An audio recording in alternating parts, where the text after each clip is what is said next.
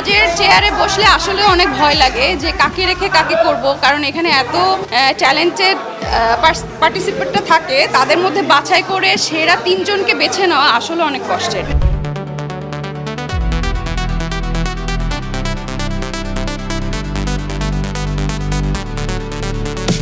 তো কষ্টও লাগছে এবং আনন্দও লাগছে যে আমরা হয়তোবা ট্যালেন্টেড সেরা 3 জনকে বাছাই করতে পেরেছি।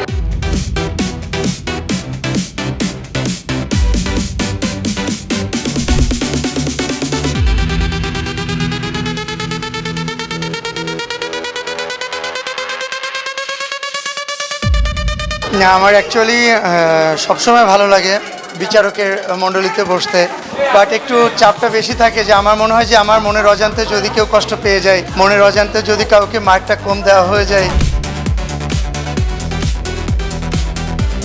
তা সেক্ষেত্রে আমি ট্রাই করেছি আমার মতো করে, এবং আমাদের জাজেস প্যানেল যারা ছিলেন, বিশেষ করে মোশাররফ করিম ভাই, শামীম ভাই আর আঁচল সহ সুন্দর মার্ক দিয়ে 3 জনকে জয়ী করার জন্য আমরা চেষ্টা করছি।